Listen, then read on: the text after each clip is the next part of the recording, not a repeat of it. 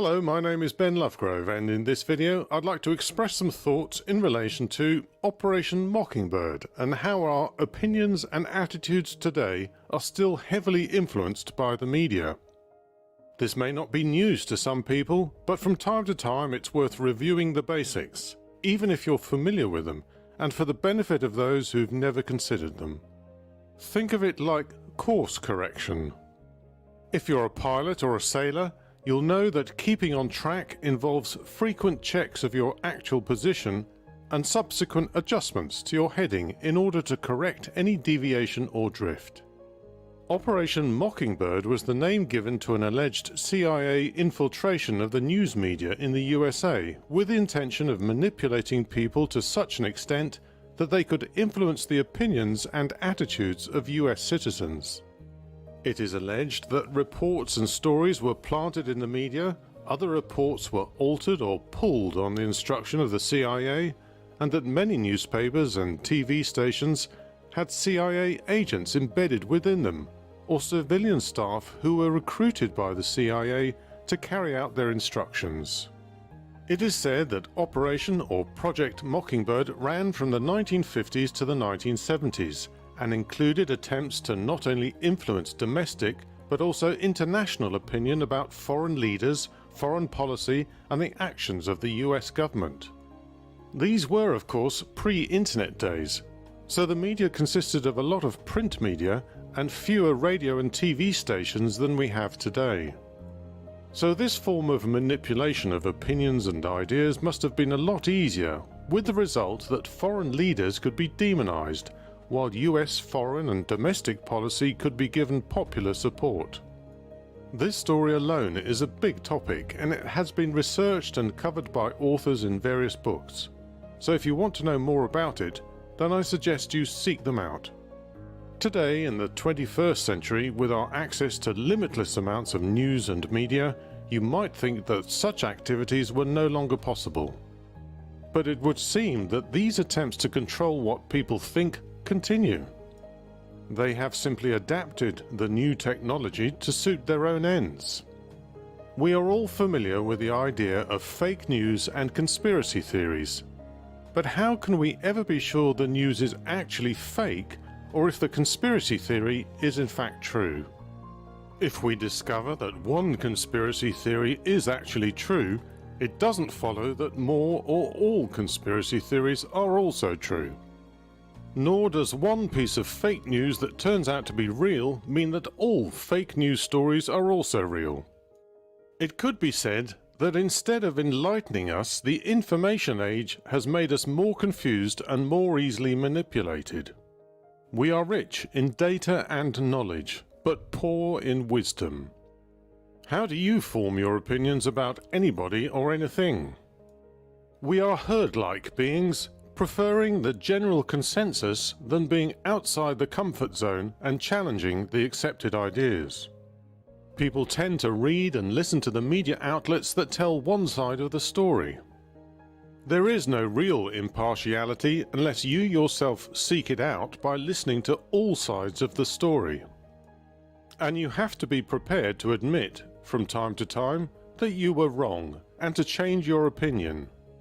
I suspect most people would agree with this, but few ever actually practice it.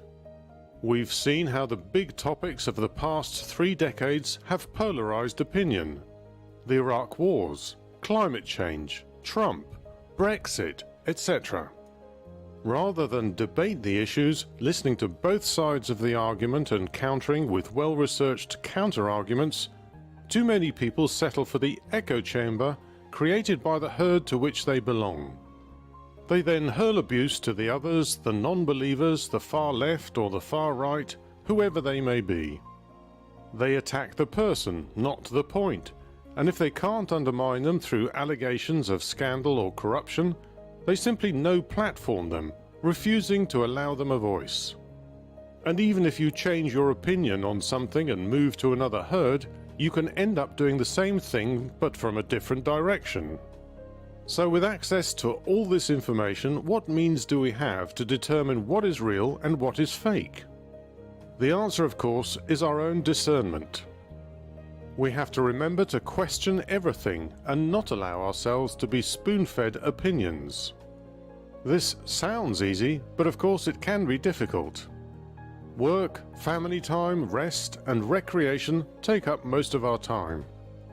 Not everyone can devote hours to research or double the amount of news. But we can be selective about what we allow to enter our brains. Motivational speakers and entrepreneurs often remind us that we should only associate with those who resonate with our own goals. In other words, don't mix with negative people who drag you down or who otherwise hinder your progress. Choose those who lift you up and inspire you to succeed. Try the same with the media. Spend less time listening to the endless tally of vicious crimes, corruption, and health scares designed to worry you, and divert your attention to more interesting and inspiring stories that spark your imagination. And when it comes to the big serious issues that are of genuine and real concern and which therefore cannot be avoided, then it's worth ensuring you hear all the arguments for and against. Which foreign leaders, political opponents, whistleblowers, and activists have been demonized by the media in recent years? Which ones are praised and held up as shining examples to us all?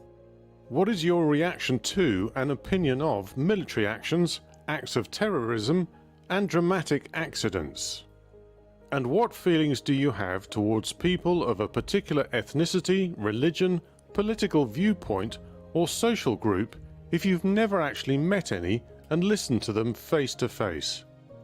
Are your feelings and opinions your own, or ones you've adopted from the media, your colleagues, or your social circle?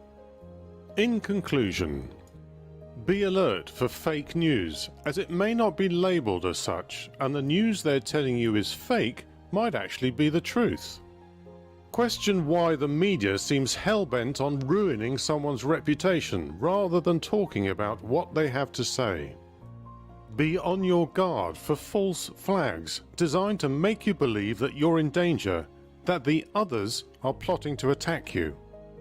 On that point, have you noticed how the arms race is moving into space to counter, we are told, threats from foreign powers, and with hints that the next threat may be from outside our home planet? What better way to convince the tax-paying masses of the necessity to weaponize space than to make them fear the ultimate bogeymen, extraterrestrials? Thanks for watching. I hope I've given some ideas to think about.